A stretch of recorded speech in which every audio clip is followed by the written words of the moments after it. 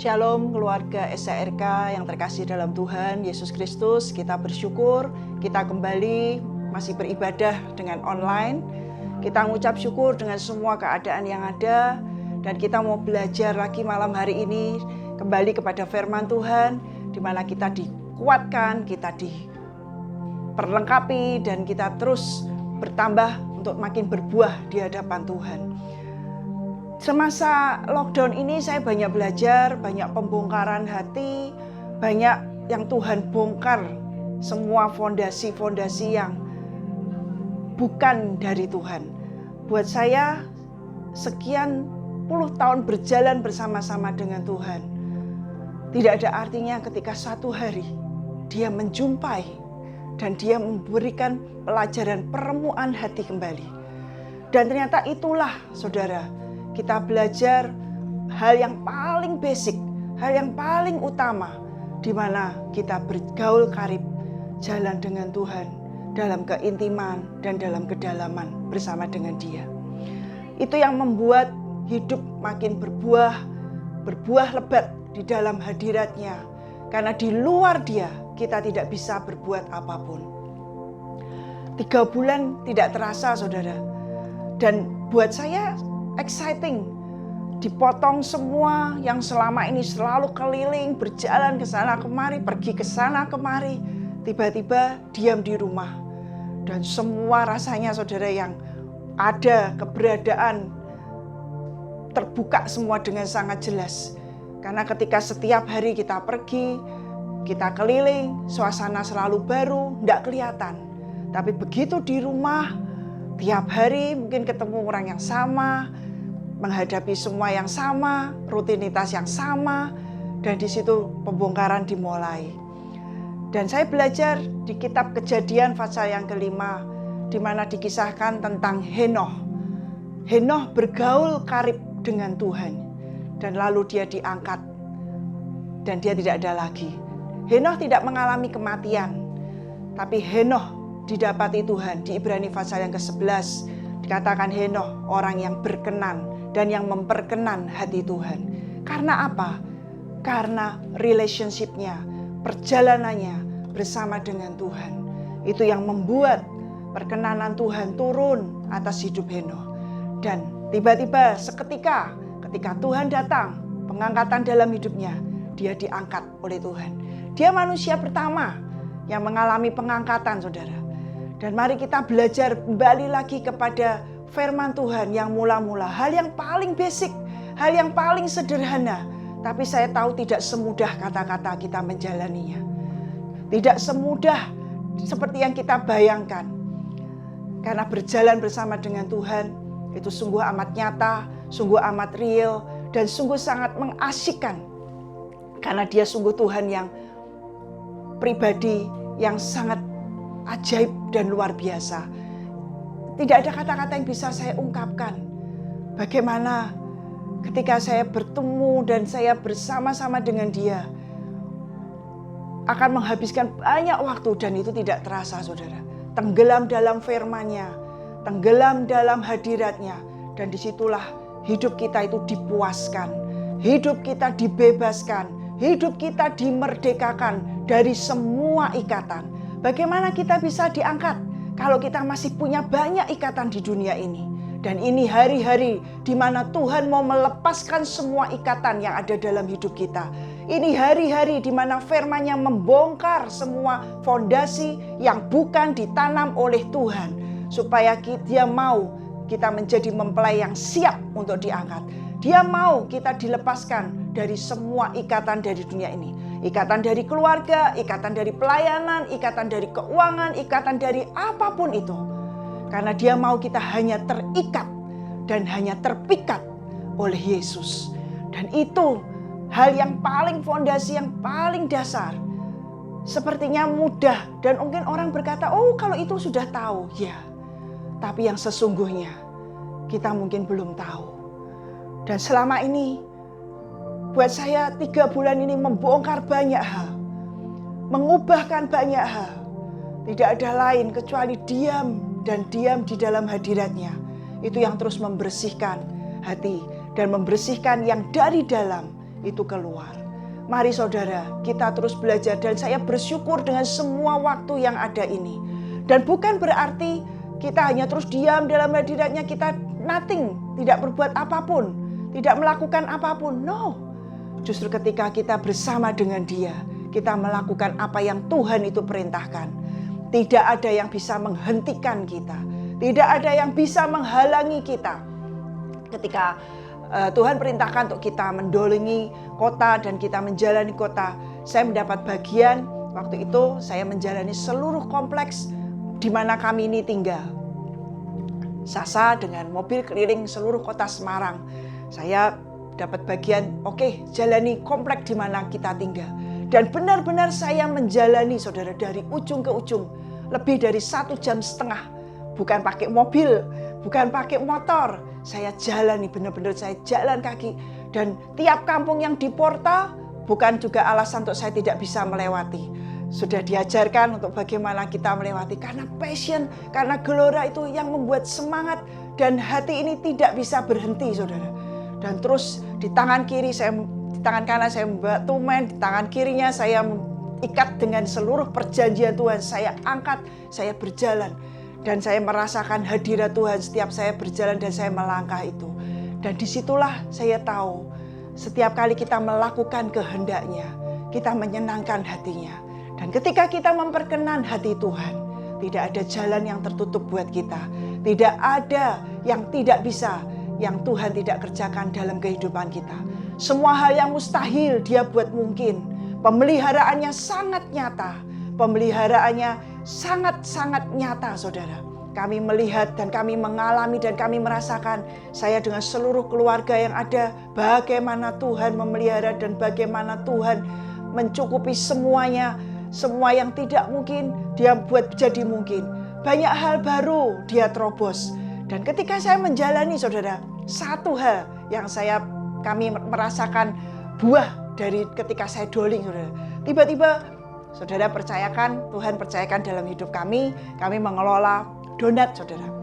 Banyak customer baru, tiba-tiba Tuhan kirim dari tetangga yang bertahun-tahun kami tinggal di sana. Gak pernah tahu. Tapi kali ini di kompleks perumahan kami mulai dikenal dan mulai orang pesan. Dan itu salah satu yang Tuhan tunjukkan. Kamu menjalani, kamu menjarah. Mari saudara, bangun hubunganmu pribadi dengan Tuhan di atas semua yang perlu kita bangun. Karena di luar Dia, kita tidak bisa berbuat apa-apa. Seperti pokok anggur, kita harus terus nempel pada pokok anggur yang benar. Karena Dialah Tuhan, pokok anggur yang benar. Dialah Tuhan, sumber dari semuanya. Mari saudara kita belajar lagi, kita terus cek and recheck hati kita. Apakah kita sungguh-sungguh merindukan Tuhan? Apakah kita sungguh-sungguh menginginkan Tuhan di atas semuanya? Atau hanya sekedar rutinitas, kita baca Alkitab, kita berdoa, kita menyembah Tuhan. No, bukan itu. Tapi mari kita gali dan minta untuk Tuhan tarik hati kita, tarik hidup kita, masuk makin dalam bersama dengan Dia. Karena di dalam kedalaman dan di dalam keintiman bersama dengan Tuhan, disitulah kita dipuaskan. Amin. Saudara, hari ini izinkan saya melanjutkan apa yang tadi Cirepka sudah sharingkan. Saudara, mari kita buka sama-sama di Lukas 12 ayat yang ke-35. Lukas 12 ayat yang ke-35. Sejudulnya dalam bahasa Indonesia di terjemahan baru, judulnya adalah kewaspadaan. Tapi dalam bahasa lainnya, dalam kitab lainnya, ada satu yang begitu menarik, judulnya adalah Be ready for the Lord's coming.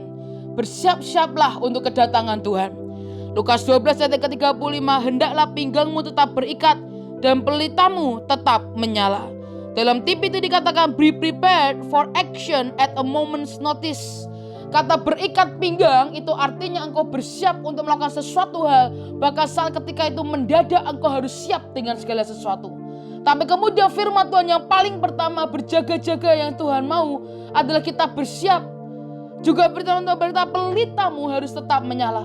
Saudara, dengan di kisah 5 gadis bodoh dan bijaksana, dengan begitu jelas gadis yang bijaksana begitu bersiap. Mereka punya minyak cadangan. Tapi 5 gadis bodoh yang tidak punya cadangan minyak, pada ujung-ujungnya ketika mempelai itu datang, pelita mereka itu habis. Saudara, pelita itu berbicara tentang hubungan. Hari itu Daud berkata, Tuhan, Engkaulah pelita dalam hidupku. Maka pelita itu membicarakan tentang sebuah hubungan antara kita dengan Tuhan. Saudara, kau mulai hari ini kau mulai seringkali kau kebingungan dengan apa yang harus kau lakukan, apa yang harus kau persiapkan untuk kedatangan Tuhan yang kedua kali. Saudara, sesungguhnya firman Tuhan yang paling pertama, ayat yang paling pertama, dia berkata, pastikan pelitamu itu tetap menyala. Pastikan hubunganmu dengan Tuhan itu tetap menyala. Saudara, engkau boleh lakukan apapun yang ajaib dan itu memang tugas kita. Tapi yang paling penting dari semuanya, yang paling penting adalah hubungan kita dengan Tuhan. Karena kita boleh lakukan hal yang ajaib, tapi ketika hati kita tidak berpaut kepada Tuhan, hati kita tidak lagi mencintai Tuhan, maka semua yang kita lakukan hanyalah sudah menjadi rutinitas. Tapi saudara, ketika engkau mau punya hubungan dengan Tuhan, maka sesungguhnya itu harus ada dari dua pihak yang melakukan bagiannya. Harus ada dua pihak yang melakukan sebuah yang namanya pendekatan. Saudara, artinya ketika kita mau punya hubungan dengan Tuhan, maka kita harus mencintai yang Tuhan cintai. Kita harus membenci yang Tuhan benci. Saudara, kita tidak akan pernah bisa punya hubungan dengan Tuhan jika kita masih mencintai apa yang Tuhan benci dan kita masih membenci apa yang Tuhan cintai. Saudara, kalau engkau mau punya hubungan dengan Tuhan, engkau seringkali harus meninggalkan yang kau cintai di dunia ini. Engkau harus tinggalkan untuk mengejar yang namanya keilahian.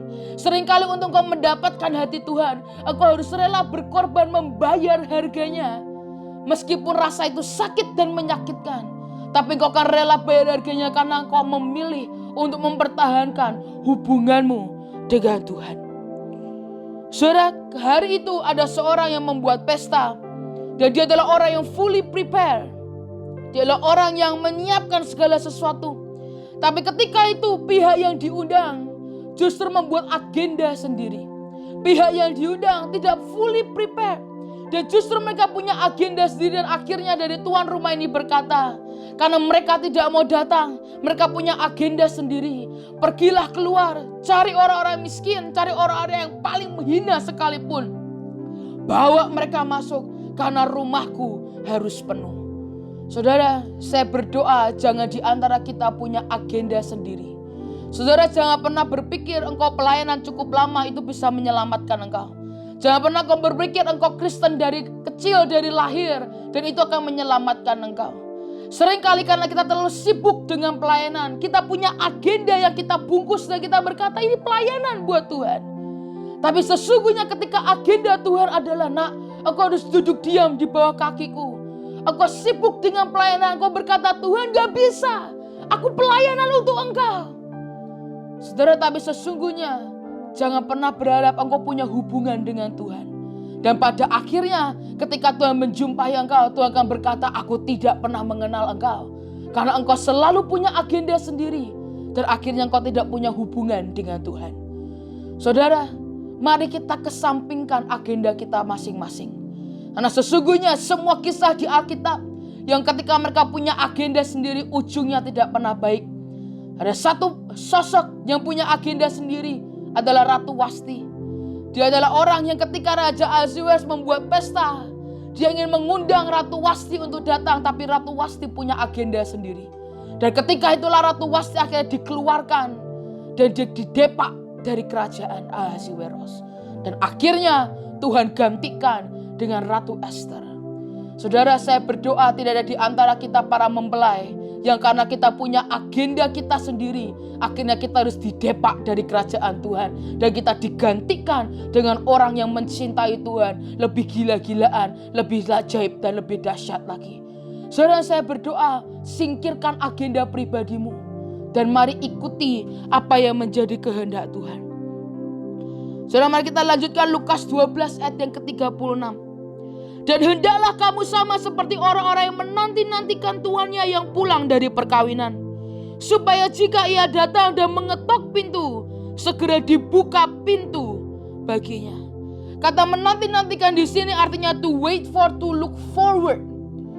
Artinya kau bukan hanya sekedar menantikan dengan menunggu, tapi engkau dengan sebuah ekspektasi, sebuah perasaan sukacita, tidak ada kebosanan, tidak ada kejenuhan, Tapi ada sebuah excitement yang membuat engkau berkata, Tuhan, aku menantikan kedatanganmu yang kedua kali. Bukan dengan ketakutan, tapi dengan sebuah excitement dan sukacita. Tapi sekali lagi saudara, untuk excitement itu bisa keluar dan membuat akhirnya kita bisa sigap ketika Tuhan datang, adalah sekali lagi hubungan kita dengan Tuhan. Kalau saudara kita tidak punya hubungan dengan Tuhan, maka sesungguhnya kita akan merasa bosan dan jenuh. Karena kita tidak pernah mengenal siapa yang akan datang untuk kedua kalinya. Saudara, baru beberapa seminggu yang lalu, cici saya yang paling tua melahirkan seorang anak laki-laki. Saudara, ketika itu pihak rumah sakit tidak mengizinkan kami keluarga untuk ke sana dan hanya boleh didampingi oleh suami saja. Dan ketika itu akhirnya saya jet dengan beberapa orang, kami tunggu di rumah.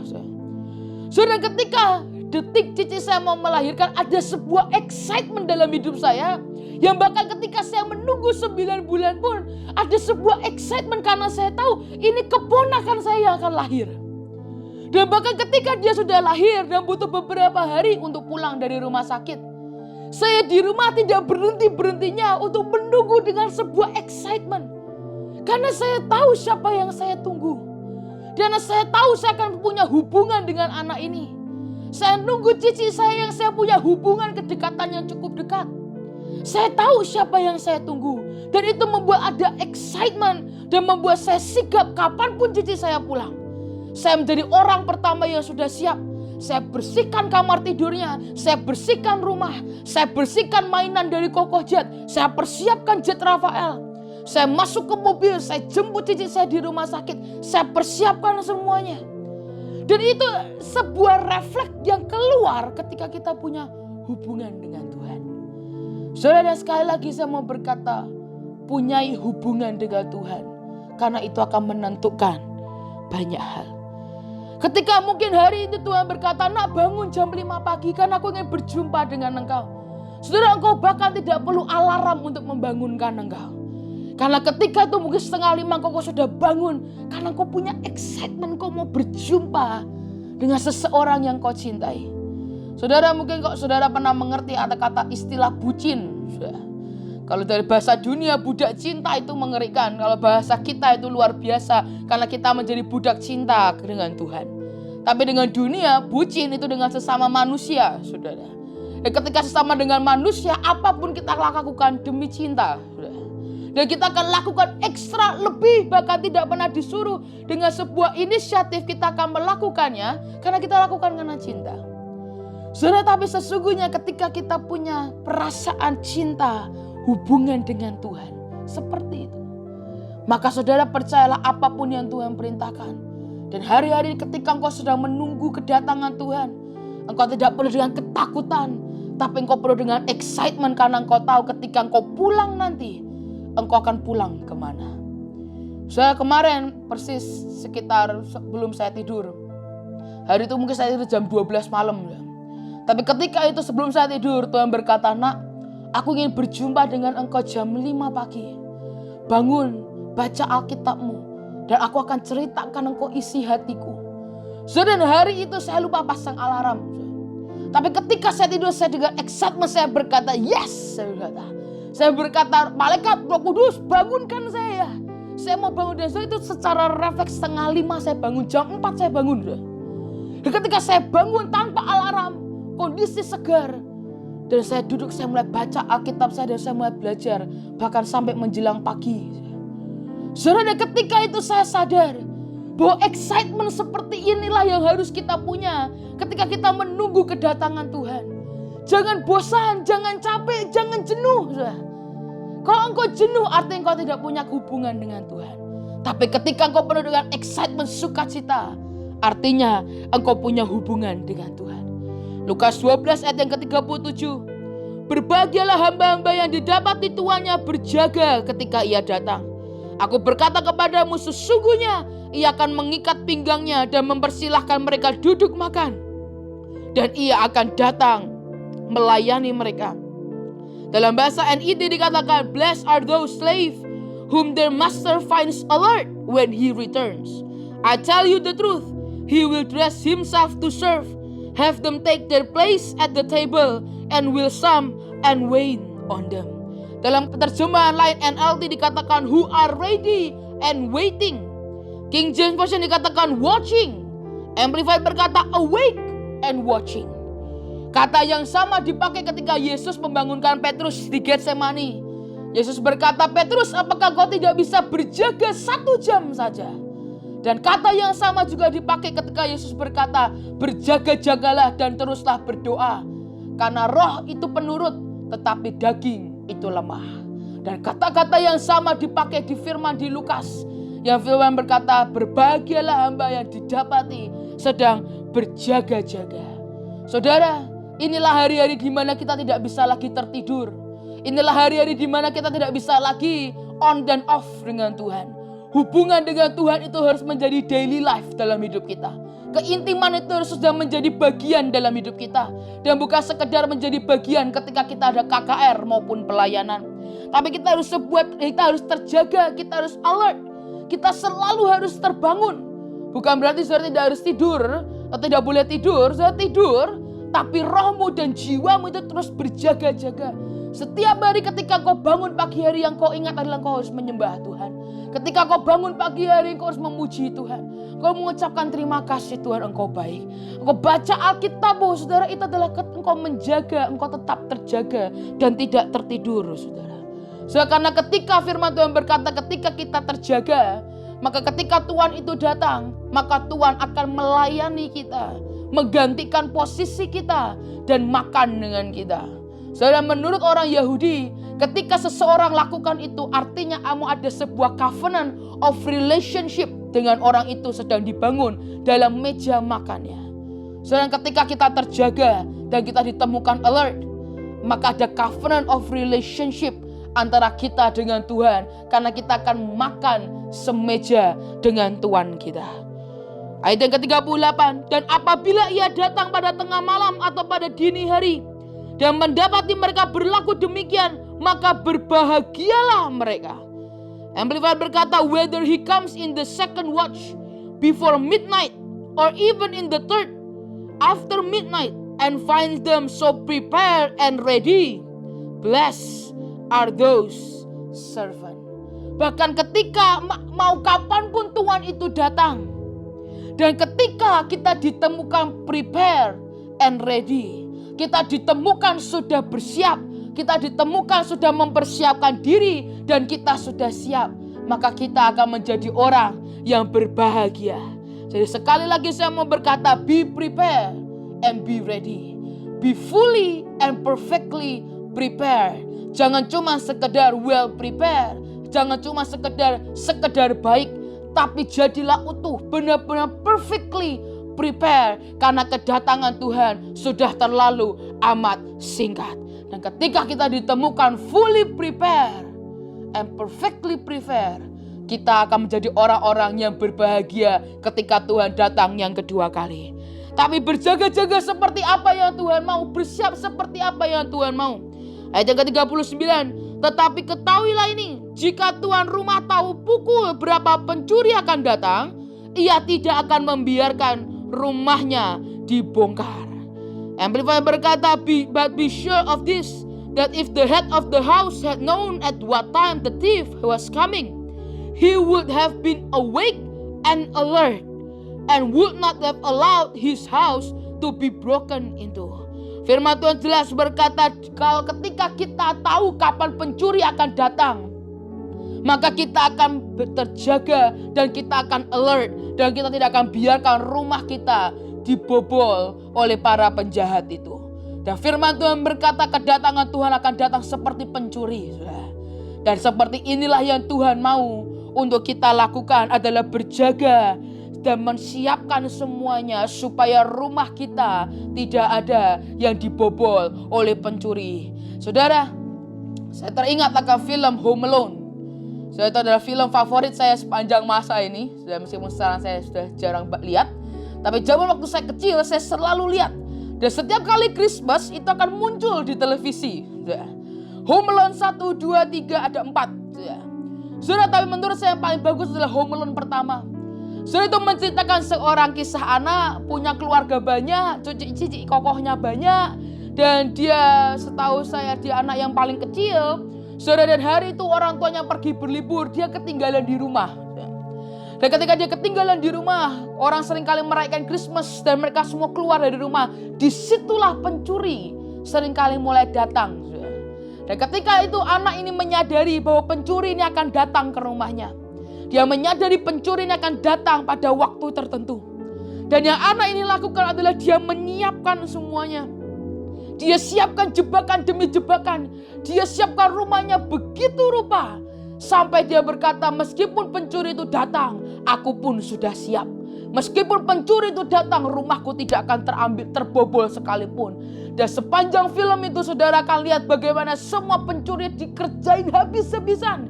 Karena dia siapkan semuanya begitu rupa. Saudara, rumah itu bicara tentang kehidupan kita. Tubuh, jiwa, dan roh kita. Saudara, kita harus mempersiapkan sebelum pencuri itu datang. Kita harus mempersiapkan tubuh kita. Kita harus mempersiapkan roh kita. Beri dia makan firman Tuhan, penyembahan setiap hari.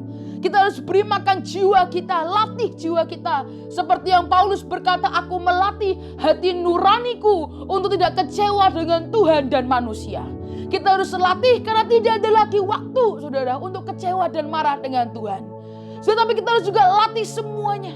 Kita harus pastikan kita prepare. Semuanya tetap berjalan dengan baik. Saudara, jangan biarkan rumah kita penuh dengan kemarahan. Jangan biarkan angry bird yang bersarang di hatimu. Tapi biarkan Roh Kudus itu yang selalu bersarang di hatimu. Karena dia adalah jaminan dalam hidupmu. Dialah satu-satunya pribadi yang akan menjamin kita untuk diangkat nanti. Saudara, saya berdoa kita semua menjaga hati kita, rumah kita selalu bersih, bertobat setiap hari. Saudara, saya cukup concern, ada banyak orang berkata, aku mau bertobat setahun sekali. Kan toh nanti lembaran baru lagi. Saudara, kita gak pernah tahu kapan kita dipanggil Tuhan pulang. Kita tidak pernah tahu kapan pengangkatan itu datang. Dan setiba-tiba waktu, firman Tuhan berkata dia akan datang di saat waktu kita tidak sadari. Yang tidak kita sangka-sangka, dia akan datang. Saudara, dan itu bisa kapanpun saya. Maka pertobatan itu harus kita lakukan setiap hari. Setiap hari. Daily life, pertobatan itu harus ada dalam hidup setiap kita. Ayat yang ke-40, hendaklah kamu juga siap sedia karena anak manusia datang pada saat yang tidak kamu sangkakan. Amplify berkata, be continually ready. Bukan hanya siap atau prepare mendadak. Oh, Tuhan mau datang, prepare. Saya belum tentu saudara akan tahu waktunya. Tapi saya mulai dari sekarang, jika Tuhan masih beri kita kesempatan untuk hidup, mari continually ready, continually be prepared, sampai kita fully prepared and perfectly prepared. Saudara, dan jangan pernah tunda. Kalau hari ini apapun Tuhan perintahkan dalam hidupmu, jangan tunda, saudara. Continually ready and continually prepared. Apapun yang Tuhan suruh lakukan, jangan tunda. Tunda itu mengerikan, saudara. Jangan biarkan ada satu hari pun roh kita tertidur. Jangan ada satu hari pun hubungan kita dengan Tuhan terputus. Kita berkata, Tuhan sudah dulu ya rohani-rohaninya. Hari ini aku mau dunia dulu. Jangan, saudara. Waktunya sudah terlalu amat singkat. Tapi firman Tuhan berkata, apakah menantikan saja cukup? Ayat yang ke-43. Berbahagialah hamba yang didapati tuannya melakukan tugasnya itu ketika tuannya itu datang. Bukan cuma sekedar menunggu, saudara. Tapi ada tugas yang Tuhan berikan dalam hidup kita. Suatu hari Tuhan ajari saya, dia berkata, nak, kalau engkau hanya sekedar menunggu dan do nothing, engkau seperti orang lagi duduk dalam ujian. Dan ada tugas di depanmu, tapi matamu hanya fokus melihat jam dinding. Dan engkau hanya tatap jam dinding itu dan engkau tidak lakukan apapun. Engkau tidak lakukan tugasmu dan pada akhirnya nilaimu nol. Saudara, Tuhan beri tugas buat setiap kita. Seperti hari itu orang Samaria memberi tugas kepada orang yang punya tempat penginapan. Beri dia makan, beri dia pakaian. Ketika aku datang kembali, aku akan mengembalikan 2 kali lipat. Artinya ada tugas untuk setiap kita. Mana ketika nanti Tuhan datang yang kedua kali, dia akan menggantikan. Dan menurut saya, ketika kita di surga nanti sudah tergantikan. Itu terbayar lunas semuanya. Saudara, tapi ada tugas. Dan apakah itu tugas? Sebenarnya tugas penginapan? Bukan. Itu sebenarnya bukan tugas tempat penginapan. Tapi hari itu dia melakukan beyond the call of duty. Dia melakukan sesuatu yang lebih dari yang biasanya. Dia mau melakukan sesuatu yang lebih ketika Tuhan itu berbicara dalam hidupnya. Saudara, saya berdoa, mari kita lakukan tugas kita sambil menantikan kedatangan Tuhan. Tapi sekali lagi saya mau berkata, engkau lakukan tugasmu, tapi jangan pernah lupa engkau harus tetap punya hubungan dengan Tuhan. Saudara, karena ketika kita tidak punya lagi hubungan dengan Tuhan, apapun yang kita lakukan itu hanya akan sekedar menjadi rutinitas.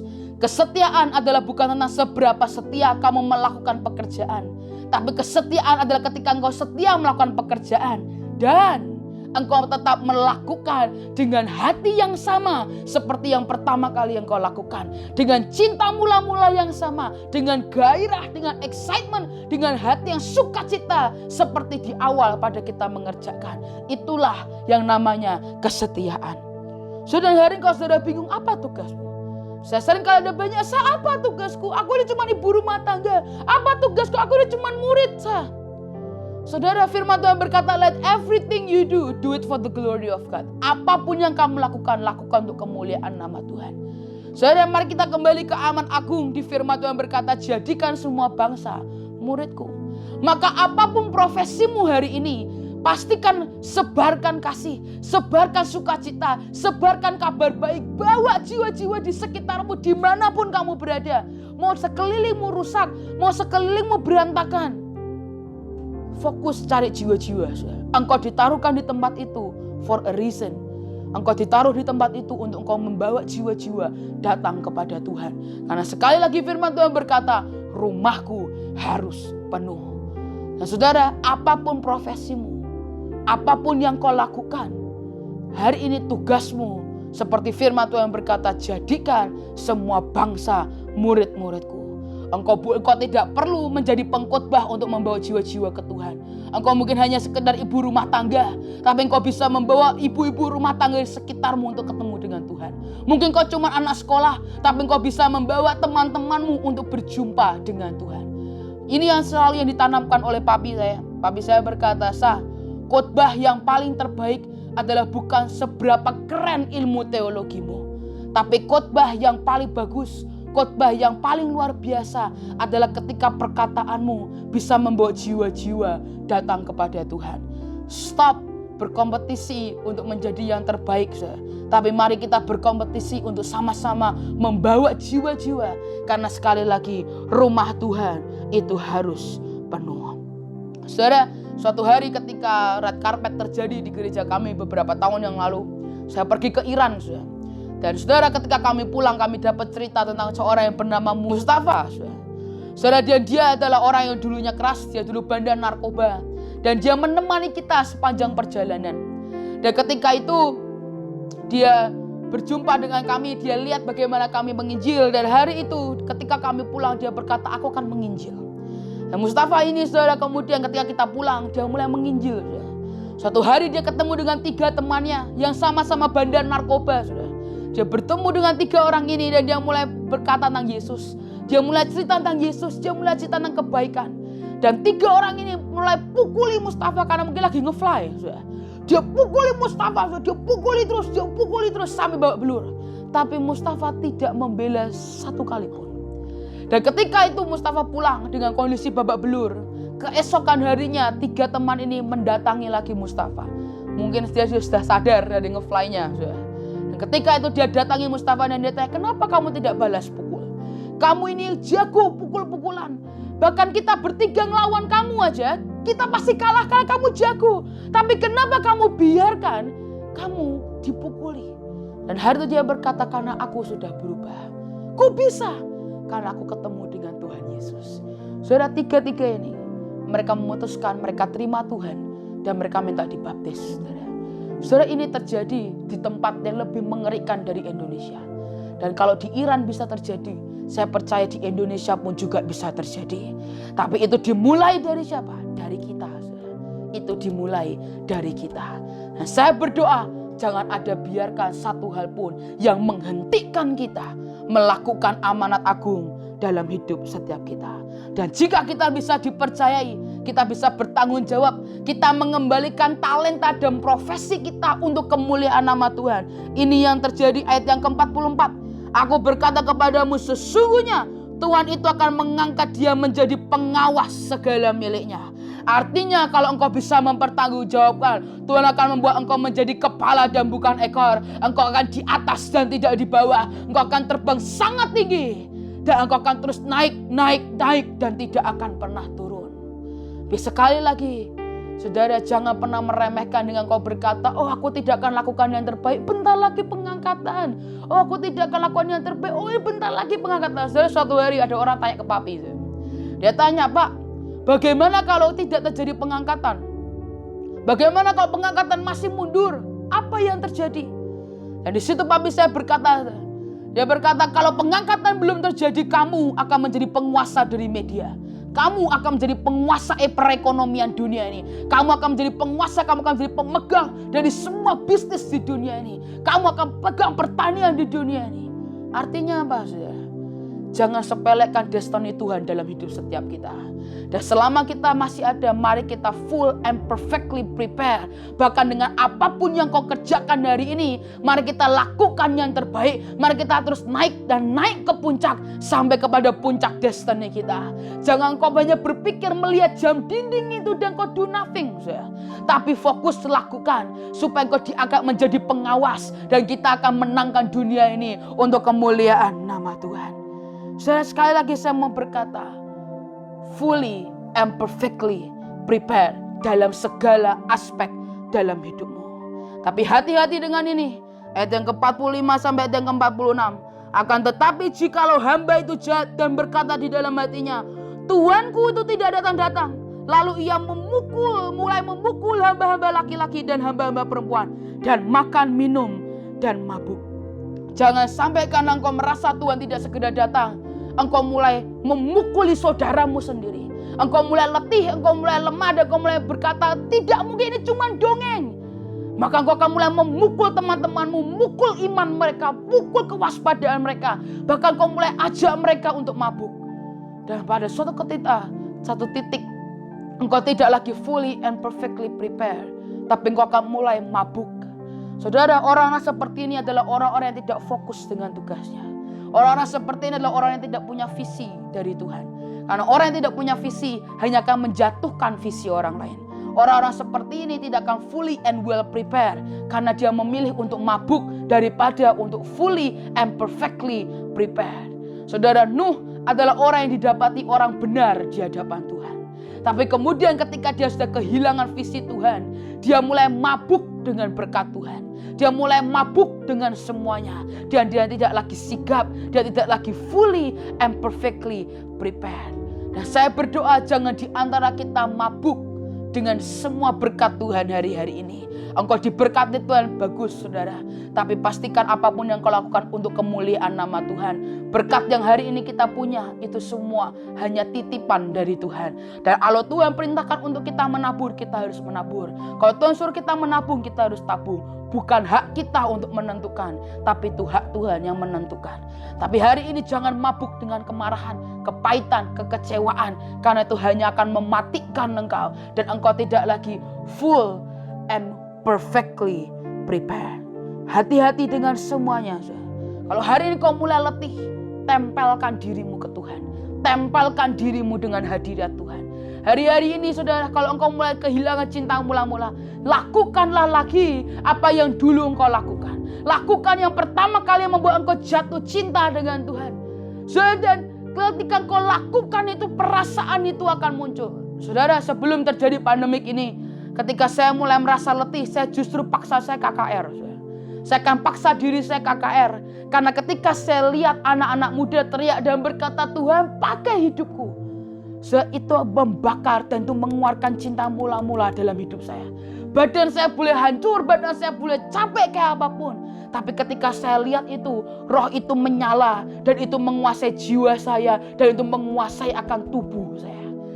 Dan ketika kau hari-hari ini, terus apa yang harus kita lakukan? Saudara, saya mengalami jatuh cinta dengan Tuhan ketika saya puasa Ester. Dan tiap kali saya mulai letih, tiap kali saya mulai jauh, saya akan puasa lagi. Karena itu akan membangkitkan cinta mula-mula dalam hidup saya. Maka sekali lagi saya mau berkata, mari kita didapati setia sampai garis akhir. Fully and perfectly prepared. Dari pekerjaanmu, keluargamu, tubuh, jiwa, rohmu, pelayananmu, gerejamu. Mari kita persiapkan semuanya untuk kedatangan Tuhan yang kedua kali. Kalau hari kau berkata, aku sulit untuk menyiapkan diriku. Firman Tuhan berkata di 2 Timotius 3 ayat yang ke-16 sampai ayat yang ke-17. NLT berkata, all scripture is inspired by God. Semua yang tertulis di Alkitab itu terinspirasi dari Tuhan. And is useful to teach us what is true and to make us realize what is wrong in our lives. Dan itu sangat berguna untuk mengajari kita apa yang benar dan apa yang salah dalam hidup kita. It corrects us when we are wrong in our lives. Itu membenarkan kita ketika kita salah. It corrects us when we are wrong and teach us to do what is right. Itu mengkoreksi kita ketika kita salah dan mengajari kita apa yang benar. Dan firman Tuhan berkata, God uses it to prepare and equip His people to do every good work. Tuhan pakai firman Tuhan untuk memprepare, menyiapkan dan memperlengkapi kita untuk melakukan perkara-perkara yang ajaib dan luar biasa. Saudara, jangan anggap remeh firman Tuhan. Kalau hari ini kau sudah mulai jarang baca Alkitab, saudara, engkau mulai tidak lagi prepare dirimu. Baca Alkitabmu, karena ini yang memprepare engkau, memperlengkapi engkau untuk kedatangan Tuhan yang kedua kali. Engkau tidak perlu cari manusia. Engkau perlu buka Alkitabmu dan berkata, Roh Kudus, ajari aku. Seperti firman Tuhan berkata, terjemahkan aku dengan bahasamu, Roh Kudus, supaya aku mengerti. Karena the truth that we know shall make you free. Tapi the truth that you know will prepare us, will equip us, and will make us fully prepare and perfectly prepare. Saudara, Alkitab ini, kebenaran ini yang akan memperlengkapi kita. Dan yang ini akan membuat kita fully and perfectly prepare. Tapi sekali lagi, membaca Alkitab tanpa hubungan dengan Tuhan akan menjadi membosankan, akan menjadi mencapekkan, akan menjadi buang-buang waktu. Tapi ketika kau baca dengan hubungan dengan Tuhan, saudara akan merasakan kenikmatan yang luar biasa. Banyak orang tanya, khususnya anak muda, Ci, kenapa ya aku kalau doa pasti tertidur? Kenapa ya kalau aku doa bosen? Kenapa ya kalau aku nyembah itu bosen? Saya tahu kenapa. Karena engkau tidak berjumpa dengan Tuhanmu. Kalau engkau baca Alkitab, engkau menyembah dan engkau berjumpa, engkau rasakan hadirat Tuhan. Tidak akan ada kata bosan, tidak akan ada kata jenuh. Tapi yang ada sebuah excitement, sukacita. Dan mari jaga sukacita itu sampai akhir. Sampai kedatangan Tuhan yang kedua kali. Saudara, sebentar sebelum kita selesai, saya ajak kita nyanyi satu lagu. Saudara, lagu ini saya ciptakan ketika saya masih umur 16 tahun, 15 tahun, saudara. Dan hari itu pertama kali saya merasakan perasaan benar-benar jatuh cinta dengan Tuhan. Dan saya masih ingat saya ada di kamar saya lagi tiduran, saya tulis kata-kata. Dan kata-kata itu meluap dari hati saya. Dan hari itu saya berkata, Tuhan, ajari aku untuk mengerti. Ajari aku untuk mengerti perasaanmu. Ajari aku untuk mengerti dan seirama dengan Engkau. Saudara, bahkan ketika orang lihat lirik saya, dia tanya ini siapa yang tulis. Dan semua mereka tidak pernah expect seorang anak kecil yang mungkin pelayanan tidak terlalu banyak hari itu. Tapi hari itu tuh benar-benar keluar dari hidup saya. Dan saya percaya Roh Kudus yang ajari saya untuk berkata seperti itu. Dan ketika lagu ini saya buat, dan hari itu saya mengerti, saya tahu ada Tuhan di tengah-tengah saya. Dan ketika lagu ini tercipta, dan ketika lagu ini dinyanyikan, ini selalu mengingatkan saya, keintiman itu bukan masa lampau. Keintiman hubungan dengan Tuhan itu bukan level terendah. Tapi keintiman itu adalah kunci dari segala sesuatu. Hubungan dengan Tuhan adalah kunci, adalah dasar dari segala sesuatu. Dan hari ini saya mau ajak kita sembah Tuhan sekali lagi. Dimanapun engkau berada, mari kita ambil posisi menyembah Tuhan dengan benar. Kalau hari ini engkau sedang lagi tiduran, saudara, saya ajak semua, mari kita duduk. Engkau boleh berlutut, engkau boleh berdiri. Dan sekali lagi kita mau berkata, Tuhan, biar keintiman itu yang masuk dalam hidup kita. Dan kita mau berkata sekali lagi, Tuhan, aku mau serahkan tubuh, jiwa, rohku ke dalam tangan.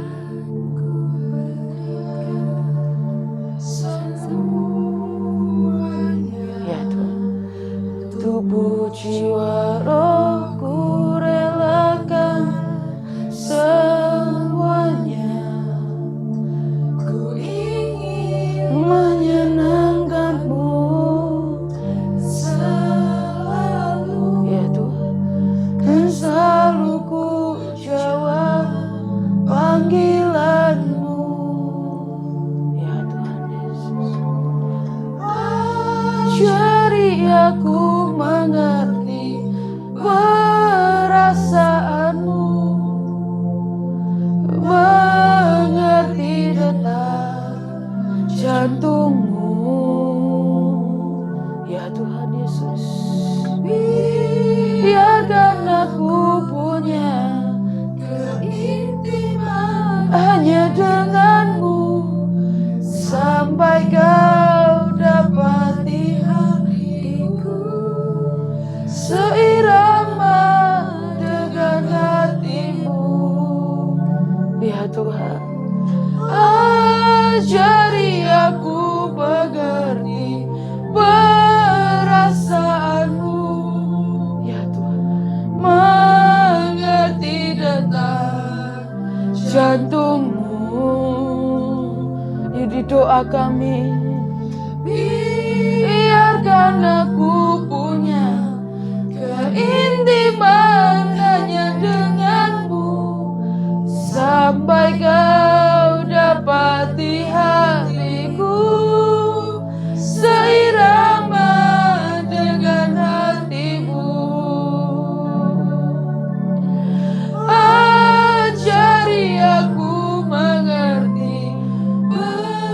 Ini doa kami ya Tuhan, mengerti detak jantungmu. Thank you Lord. Biarkan aku punya keintiman hanya denganmu, sampai kau dapati hatiku seirama dengan hatimu. Ya Tuhan Yesus, Tuhan dengarkanlah doaku. Terima penyembahan kami Tuhan, penyembahanku. Yes Lord. Tubuhku, jiwaku, dan rohku. Ya Tuhan, ya Tuhan Yesus. Cintaku hanya bagi, cinta kami hanya bagimu ya Tuhan. Ya Rabashe, Kararabashe. Ya Tuhan, ya Tuhan, ya Tuhan Yesus. Ya Rabashe, ya Rabashe,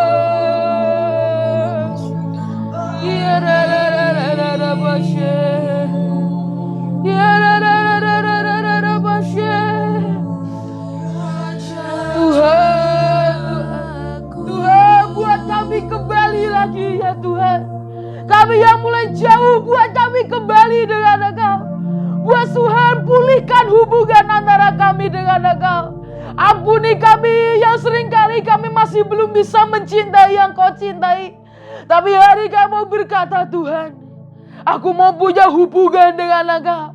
Aku rindu punya hubungan dengan Engkau. Biar sekali lagi kami mau berkata, Tuhan, ajari kami akan hatimu. Ajari kami akan kesukaanmu. Ajari kami supaya kami sederap dan selangkah dengan Engkau. Hari ini sekali lagi biar ini menjadi kerinduan setiap kami. Kami mau berkata, Tuhan, ajari kami supaya kami fully prepare and perfectly prepare ya Tuhan. Dan hari ini kami mau berkata ya Tuhan, biar sekali lagi ini menjadi doa setiap kami. Buat kami mengerti Tuhan. Buat kami mengerti perasaanmu. Buat kami mengerti isi hatimu ya Tuhan. Dan buat kami bisa sederhana dan selangkah dengan detak jantungmu. Tapi hari sekali lagi yang mau berkata Tuhan. Buat kami yang sudah mulai jauh. Tarik kami kembali kepada hadirat-Mu. Tarik kami kembali, bakar cinta mula-mula dari dalam hidup kami Tuhan. Bakar hati kami yang mulai beku. Urapi kami sekali lagi, penuhi kami dengan Roh-Mu sekali lagi. Dan buat kami ingin terus mengenal Engkau lebih lagi. Buat kami ingin terus mengenal Engkau lebih dahsyat lagi. Dan hamba percaya bahwa nanti ketika Kau datang yang kedua kali, Kau dapati kami setia sampai garis akhir. Kau dapati kami fully and perfectly prepare. Kami berkata, ya Tuhan, mulai hari ini hidup kami akan pakai untuk kemuliaan nama-Mu. Tidak ada lagi tertidur, tidak ada lagi menyingkir, tidak ada lagi fokus yang bergeser. Tapi kami akan terus awake, alert, and be prepared for your second coming. Karena kami tahu He is coming. He is coming very soon. Dan lebih cepat dari apa yang kita bayangkan. Dan hai kami mau berkata Tuhan, persiapkan kami. Dan hamba tahu Tuhan, pada akhirnya Engkau akan angkat kami di awan-awan. Terima kasih Tuhan. Kau meteraikan semua yang kami terima hari ini. Kau yang meteraikan semua penyembahan kami. Kau yang meteraikan semua doa kami. Biar semua naik di hadapan-Mu ya Tuhan. Dan hamba percaya dimanapun kami berada, hadirat-Mu yang begitu kuat, itu sudah dan akan terus menguasai hidup kami, rumah kami, dan semuanya. Dan hamba percaya Tuhan, hari ini ada cara pikir yang diubahkan, ada cara pandang yang diubahkan. Cara pikir Kristus dan cara pandang Kristus itu yang masuk dalam hidup kami. Kami mengucap syukur, Kau tambahkan sekali lagi kebenaran dalam hidup kami. Dan itu yang membebaskan kami. Terima kasih Tuhan, terima kasih ya Roh Kudus. Di dalam nama Tuhan Yesus Kristus. Dan semua yang percaya dan sepakat sama-sama katakan amin. Tuhan Yesus memberkati.